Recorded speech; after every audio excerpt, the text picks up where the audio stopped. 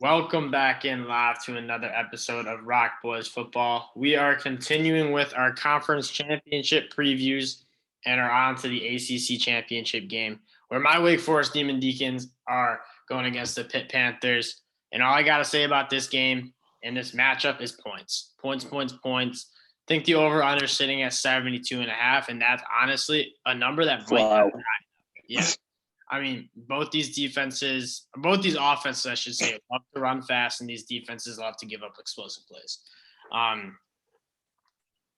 Other than that, Dill, I'll kick it off to you to kind of give us your initial thoughts on the game. But this game's going to be fun if you like offense, so you better be tuning in at 8 o'clock. So my initial thoughts are I think this matchup is actually not horrible for Wake. I think what really is a problem for Wake is really physically imposing defensive lines, and that has been their issue. It seems like, just watching them against Clemson getting absolutely snuffed out by that defensive line, couldn't block them, just weren't good enough up front. And it's not like they're not good players, but they're not physically imposing offensive line. So I think what you have with Pitt is probably would have been a better matchup last year when they had Pat Jones and the other defensive end who went pro. So now all they really have is Deslin Alexander who can play, but I think they don't have that physically dominant defensive line. That's what typically gives Wake Forest problems. So yeah, I think they're going to be able to get to their offense, score in the 40s probably, and give themselves a shot. So that's my initial thoughts. Is kind of Pitt doesn't do what can kill Wake Forest, I think. Yeah, I guess we'll start with Wake Forest offense versus Pitt defense. Looking at a few of the Pitt games that I've watched, when Virginia played Pitt at home, Brennan Armstrong throws for almost 500 yards. They run a little bit of a similar offense. Wake likes to throw the ball a lot. They don't necessarily stick it in the belly as long as Wake does, but Pitt has shown a lot of vulnerability in that back end. Again, Miami tore them apart through the air as well. Wake has two tremendous receivers in Ja'Cory Roberson and A.T. Perry, along with some really good support guys like Taylor Moore and those slot guys who also can get open. A.T. Perry and Ja'Cory Roberson are going to give Pitt fits all day. Wake likes to run the ball. Christian Beal-Smith's coming back from an ankle injury. Justice Ellison did not play against BC, and Christian Turner and Zach Cooley were kind of sharing the load there. Wake doesn't necessarily run the ball that well, but it's part of that offense, part of that read offense. And so we'll see how much they can establish the run there. But I definitely like Sam Hartman throwing for over 300 yards and at least 3 touchdowns. So that's kind of what I think, because I don't think there's been secondaries that per se give Wake Forest a ton of problems, because again, those two wideouts can really play. And I think Morin, Keyshawn Williams, they can come in and give really good activity out of the slot, along with Blake Whiteheart, who I think is emerging at the tight end spot and giving them a added weapon to what Chapman brings, which is much more of a run first, less pass active tight end. So sorry, I was just kind of going to add look. So I think they're in a decent position to deal with Pitt, who again I don't see them being able to overwhelm them up front, which is the only thing I've really seen slow Wake Forest down. Yeah, I mean, looking at Pitt's defense and looking at teams that have given them trouble, like Western Michigan and that Caleb Elby, who can throw the rock, threw for 337 and 3 touchdowns, kind of threw it all over the yard on him. Tyler Van Dyke threw for 300 plus. I think he might have been in the 400s. 400. Joey Milton put up some numbers on him. Huh? Joe Milton put up some big numbers on him at Tennessee, and he really wasn't. Yeah, Brendan Armstrong consistent. They were really well. Duke put up 29 points. I don't know how much Gunnar Holmberg threw for. Gunnar Holmberg went 16 and 23 for 174 yards too. So, they don't have a good defense. The thing is, Wake doesn't have a great defense either. So I guess flipping to the defensive side of the ball and Wake loves giving up the explosive play. We saw it was a problem against Army. It's been a problem against most teams, especially also special teams. It's been a problem all year for them. But they're kind of a boomer bust defense because that offense runs so fast and there's so many drives. I guess it's kind of by default, but Wake likes to turn the ball over. They force a lot of turnovers, whether it's forced fumbles or interceptions. That's kind of their stops. They don't necessarily stop defenses, but they'll turn them over and give their offense an extra drive or two. And so that's kind of how I see them trying to do it. The bad news for them is Kenny Pickett's has been pretty good with the ball. Doesn't put it in harm's way too much. He's thrown for 40 touchdowns and only 7 interceptions on a lot of passing attempts. So I think that's going to be the story of the game. Not to talk your ear off about it, but can Kenny Pickett not turn the ball over, or can Wake get a few extra possessions for their offense? And this game just feels like it's going to be whoever has it last is going to go home with the ACC championship and probably a near Six Bowl. Yeah, I mean, I agree with that. That does kind of fall into my UNC Wake Forest kind of style of a game. Yeah, I think it'll be a very similar style. 45 to 48 kind of mat look. And oh yeah. And so and both teams I don't know. Both teams Pitt doesn't play as fast, but they throw the ball more. And Wake Forest likes to play fast, so it's going to be a shootout. And I honestly, my betting advice would be to wait to see if the public bets this over under up. Because if it gets over to 76, 77, then okay, maybe there's some value on the under. But at 72.5, it probably goes over. There's going to be a lot of points. I see both teams potentially getting into the 40s, especially as that fourth quarter comes, and it's going to be yeah. And I know I've mentioned this before on here, but when I see these games, when you see really tight I agree with matchup, that. Yes, with big monster over under potential, I think you just take that dog. That's just I do it every time, 10 out of 10. I was arguing for UNC. You obviously want to stick with the homer pick and take Wake. And to be fair, Wake was game. So but to be fair, what I said would happen happened. It's when you get into those 48 to 45 type games, you're taking chances with, again, who's kind of got the last ball, who makes the one mistake. Took the dog. We followed your thing. We took the underdog. Wake was a dog. Yes, that's why we took them. They were dogs on the road. That stinks. I thought UNC was the dog, but whatever. And I still believe in the pick. Yeah, I like Wake. Obviously, I was messed up on it, but I like Wake too. Wake's had they've handled this down the stretch. Really a tough schedule pretty well. Impressed me against NC State, even though that game probably was closer than it should have been. Kind of had the epic collapse against UNC, and Clemson was just, when you said it was just a bad matchup, we couldn't really handle them up front. But they're coming off a really very, very impressive win against BC. I was watching the Michigan game, so I didn't watch too much of it. But I mean, their stats: Filyakovich goes 3 of 11 for 19 yards, and he gets pulled in picks. I mean, come on, that's dominant.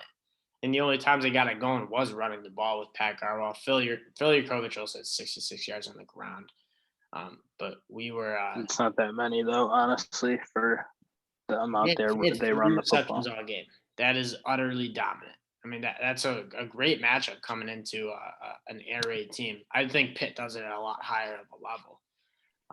Yeah, I mean, I think it's not comparable for BC and Pitt, and who we can also throw the ball, but that's kind of picking up. Rondo Bothroyd has been super good. He had a sack and tackles. Luigi Vilon, the transfer from Michigan's also been playing good ball.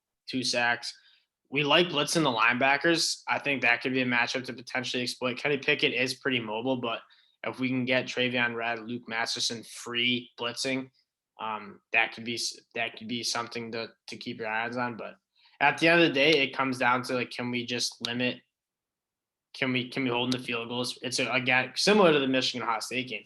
Red zone defense. Pitt likes to throw the ball. They don't run it very well. So when they do get inside the 20 and those throwing windows close up a little bit, can we hold in the 3 points? That's the story of a lot of college football games, especially. And I think the real thing is Hardman's going to have to play a tight, clean game, which he's susceptible to not doing that sometimes. He holds the ball a little bit too long at times.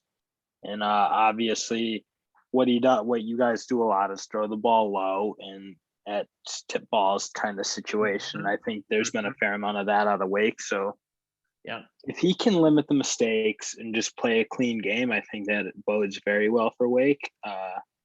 You kind of know Pickett. Pickett just plays clean football. He doesn't. I think if you're talking just pure quarterback matchup, of course, I think you give the edge to Pitt. The way Kenny Pickett's played this season, very impressive. I think Wake Forest probably has a bit more of a dynamic bunch of playmakers on the offensive side of the ball. But again, I do like the Agree too. I think you talk to most analysts. Sorry to interrupt. They'd be like, "Oh, Pitt, Jordan Addison, they're very, very good. Weapons on the outside." Wake has the most underrated group of receivers, and it was that going into the season. Like nobody was talking about Jacory Roberson, who's a guy who just has a huge catch radius and separates at a high level. A.T. Perry's emerged as just like this contested catch, run after the catch, touchdown machine. And then you have like some solid tight ends in Taylor Moore and Keyshawn Williams who love getting open and are kind of electric after the catch. So I really like Wake Forest offense, and it's been humming as of late. Besides the Clemson where they played I think Clemson's statistically the second best defense in the country right now. And just a brutal matchup. The only time we scored under 35 all year. With this offense has been historically good. And it's going to go up against another offense with QB1 at the helm. So it's going to be a fun game. I think Dale, so we'll finish out the video with getting into some of the betting. The line sits at -3 for Pitt and 72.5 over under. I would lean taking Wake Forest more just on the money line than anything. A little bit of a homer pick. 3 points doesn't really mean shit in this game. It's gonna be such a big scoring game. I guess you'd say that 3 points is not that big of a deal when it comes down to it. When the over under 72.5. I like the over here. I think as a line just changed. 72.5 still though with the over under. I like the over here. I think it might get bet up by the public. It's gonna be points, and those over unders are very contingent on are you gonna score touchdowns. Special teams touchdowns, I think, are a very real possibility in a game that Wake Forest just refuses to play good special teams. That was basically why NC State even hung around in that game. Was just pathetically bad. And it was 2 years ago against Louisville. Is the same thing. Well, that's been like Boston's whole tenure has been bad special teams. I think what it is we don't recruit at that high of a level. That's no secret. And we have a lot of like walk-ons playing special teams because we don't have like Michigan or top blue blood team, but not like good walk-ons either. It's like Michigan might get some of the top kids from Michigan, the state, to walk onto the team when they could go be scholarship guys at maybe a FCS kind of level. Yeah. So it's like Michigan, but Michigan's a big enough brand to be like, I want to play there even if I have to not be a scholarship guy. So and that rears its ugly head. So it does badly. So basically, like Wake would have to be playing their starters too. Yeah. So, but I don't. The one thing I think about Wake, I think gives them a shot on that money line is as much as they give up a ton of yards, they do force mistakes, which again I think is a huge factor when you're gonna probably have a game that's 40-40 kind of. Can you get that extra possession situation? Yeah. And so that's what it's going to come down to. Again, I think the line is very right. I don't see a glaring edge to either one of these picks. Pitt's, I think, a little bit more steady of a team. I think that'd be accurate to say. Wake's a little bit more of a running gunner, and a little bit more of a wild card. So they're a little bit of a dog, but they can certainly win this game. Over under. It's going to be a fun game. It's not necessarily going to be a betting game, but it's going to be a fun game. I can tell you that much. If I'm telling you to bet, just take a little flyer on the Wake plus 120. But you're going to want to tune in because there's going to be some fireworks. It's going to be a more exciting offensive game at that 8:00 slot than the Michigan-Iowa game will be, in my mind. Yeah. So if you like not that hot of a take, but if you like some fireworks, Wake Forest money line over, cash the tickets. But yeah, that'll do it for our ACC preview deal. Before we close out, you got any final thoughts or what? Yeah, I would stay away from the over under line. I don't know. You're playing with fire. No, you're like, but the thing is I don't think I've ever seen you take an under. So it's like, what's the point of even taking these lines? I can name 2 locks I had as unders. Ole Miss versus Louisville earlier. Oh, that was about as lucky as you could be on a under pick, but it was a lock. It was basically. It was not. It hit when Louisville and Ole Miss scored like 5 touchdowns straight in the fourth quarter. It still hit because I'm a shark. You're just lucky it was a freaking storm and a half. If it wasn't storming, it wasn't even going to be close. Storming? Yeah, I'm talking about the Louisville Ole Miss game in the Dome. Okay, well, when we were talking Mississippi State. That also hit. I'm a sharp. Yeah, thanks for another under that hit of mine. Yeah, I'm just saying that wasn't. And you could honestly say the same for the ACC championship game. Also, watch the weather. Both teams like to throw the ball. So, and I know Kenny Pickett, small hands, can't throw in the rain, can't throw in the wind. So we'll see. Well, he couldn't really do it against UNC in that weather. So maybe there's something to it. I'm going to pull that up real quick before we end. I mean, I'll just tell you, they scored 30 points in overtime games. So that's not that much scoring. But that also was horrible weather. So it's not like a dig at them. It was just brutal. It was like a hurricane. This game is taking place. Come on.